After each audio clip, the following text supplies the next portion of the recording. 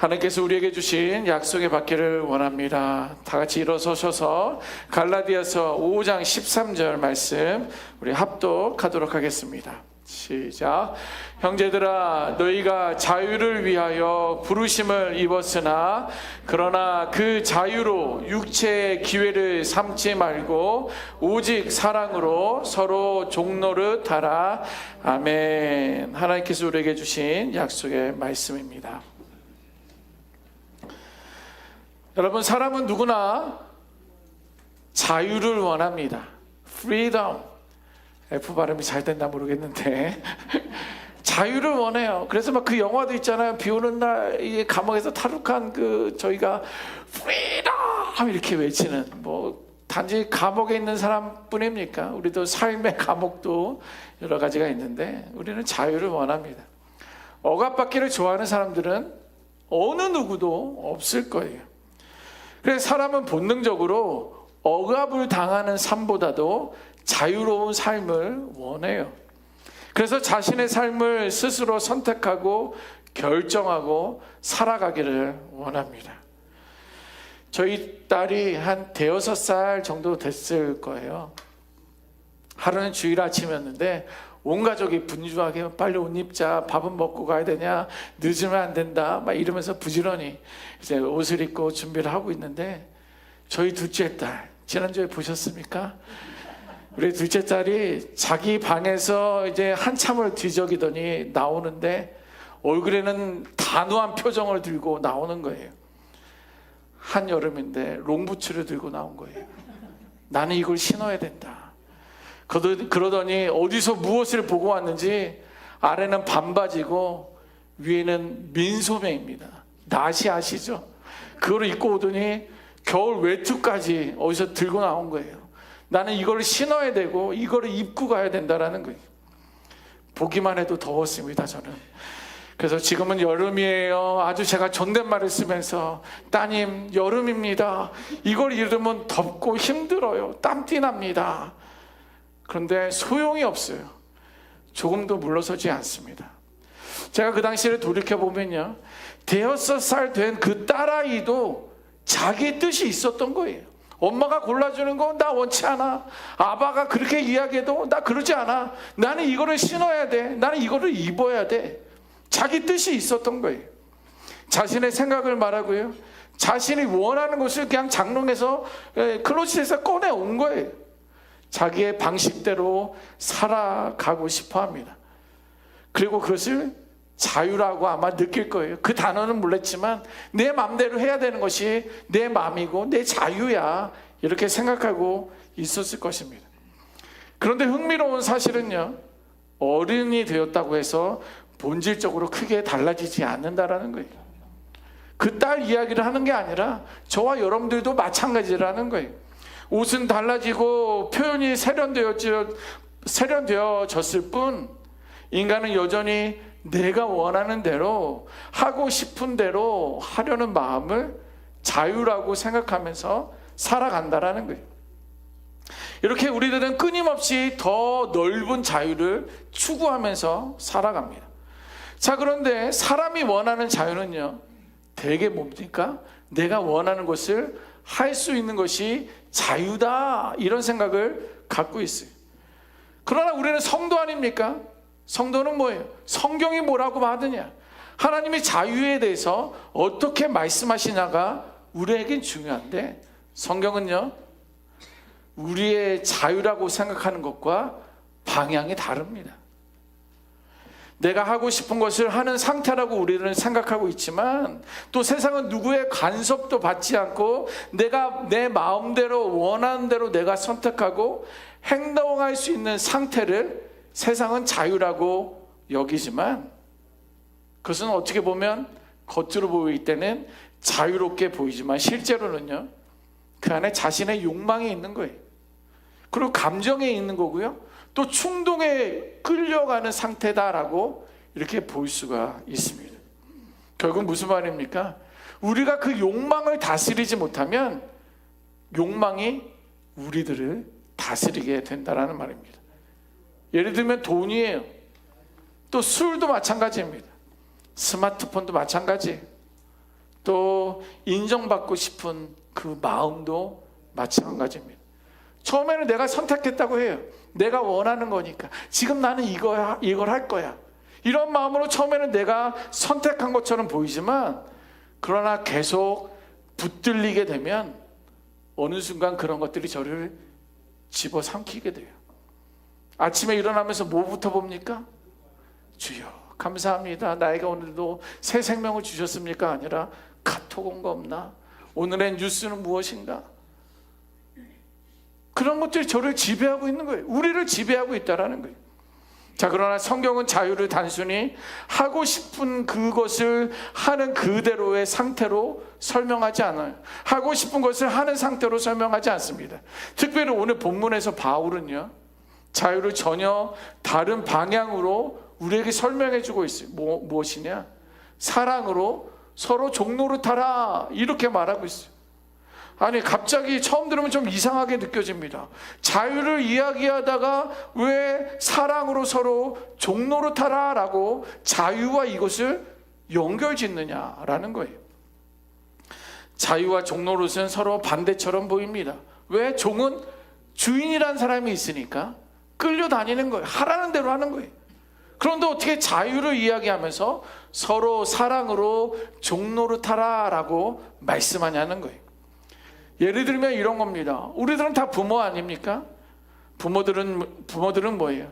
자신의 시간도 내어주고 잠도 포기합니다. 누구 때문에? 자녀들 때문에. 내 자녀들 때문에 나는 잠도 포기하죠, 시간도 포기하죠, 물질도 포기합니다. 자녀들 때문에 그러는 거예요. 그럼 겉으로 보기에는 아유, 어떻게 그런 걸 다 포기해 라고 하면서 묶여있는 것처럼, 자녀들의 묶여있는 것처럼 보이지만, 자녀들을 사랑하기 때문에 기쁨으로 그것을 감당하는 거예요. 여러분들의 자녀들 초중고 라이드 했던 거 생각해 보십시오. 내가 사랑 안 하면 누가 돈 주고라도 돈 주면 하겠지만, 사랑하기 때문에 우리가 그런 시간과 물질을 내어드리는 거예요. 기쁨으로 감당한다라는 거예요. 또 어떤 사람들은요, 아픈 가족이 있기 때문에 아픈 가족을 돌보기 위해서 자신의 계획과 편안함을 내려놓기도 하는 거예요. 가족이 사랑스러우니까, 그래도 케어해야 되니까. 그것은 억지로 끌려가는 것이 결코 아닙니다. 사랑하기 때문에 스스로 자신을 내어주는 거예요. 예수님께서도 우리를 사랑하셨기 때문에, 저와 여러분들을 사랑하셨기 때문에 섬김의 자리로 이 땅에 친히 내려오신 거예요. 하늘의 모든 영광을 버리고 이 땅에 오신 이유는 저를 사랑하기 때문에 그런 거예요. 여러분들을 사랑하기 때문에 십자가를 친히 지셨다라는 거예요. 오늘 본문입니다. 오늘 본문 다 같이 한번 읽어보면 좋겠습니다. 갈라디아서 5장 13절입니다. 시작. 형제들아, 너희가 자유를 위하여 부르심을 입었으나 그러나 그 자유로 육체의 기회를 삼지 말고 오직 사랑으로 서로 종노릇하라. 아멘. 오늘 본문의 핵심은 이것입니다. 자유를 위하여 우리는 부르심을 받았다라는 거예요. 형제들아, 너희가 자유를 위하여 부르심을 받았다라고 성경은 말해주고 있어요. 그리고 그런데 그 자유를 육체의 기회로 삼지 말라고 합니다. 그럼 어떻게 해요? 오직 사랑으로 서로 종노릇하라라는 거예요. 우리는 자유할 수 있도록 자유로 우리를 불렀는데, 의구 너가 H드 은혜 성도들이 갖고 있는 너희들의 그 자유를 육체를 위해서 사용하지 말고 서로 사랑으로 종노릇하라라고 말씀해주고 있는 거예요.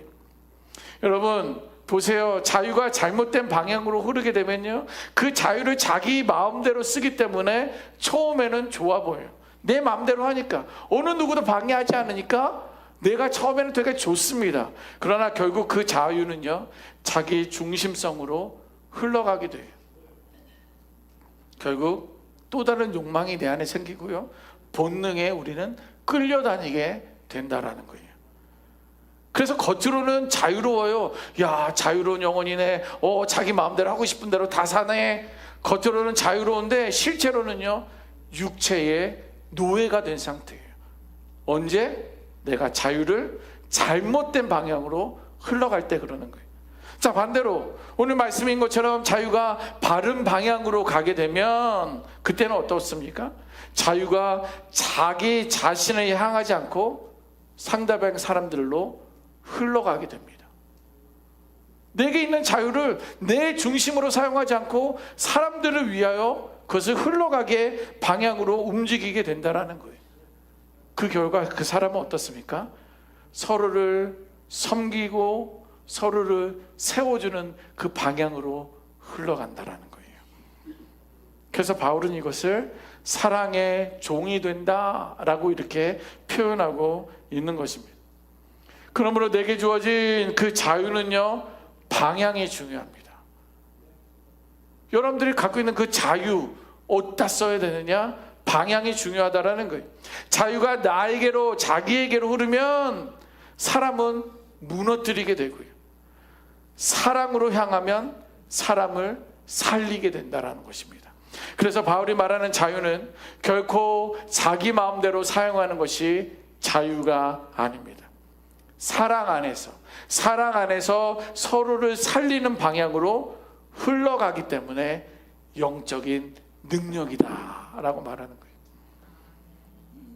여러분들은 영적인 능력을 소유한 사람들입니까? 영적인 능력을 갖기를 소망하시는 분들입니까? 둘 다 좋은 것 같은데, 네. 영적인 능력을 소유한 사람들이라면 내게 주어진 자유를 사랑으로 사람들에게 흘려보내는 것이고요, 그렇게 영적인 능력을 소유할 수 있는 저와 여러분들이 되시기를 주님의 이름으로 축원합니다. 우리 모든 성도들이 이 영적인 능력을 실제로 누리는 삶을 살았으면 좋겠어요. 그런데 우리 안에 이렇게 말하는 마음이 들려요. 무슨 말입니까? 목사님, 저는 그 사람을 사랑할 수가 없습니다.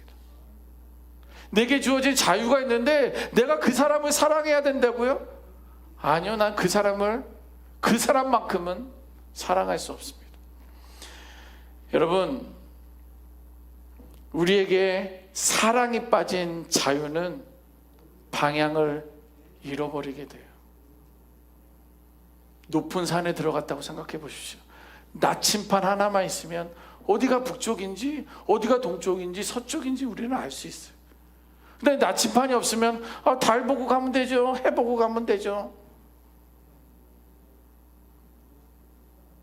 우리 안에 사랑이 빠지면 방향을 잃게 돼요. 자유처럼 보이지만 실제로는 자기 안에 갇히게 되는 거예요.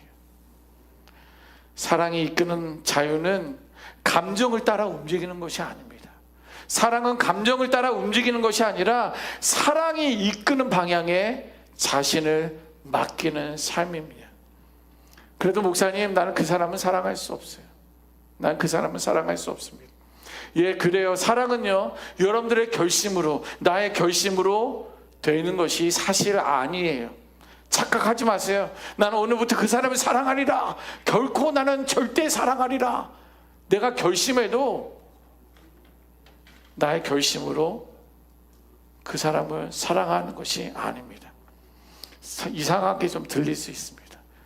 사랑은요, 내 의지나 능력에서 나오는 것이 아니라 하나님의 은혜에서 나오는 거예요.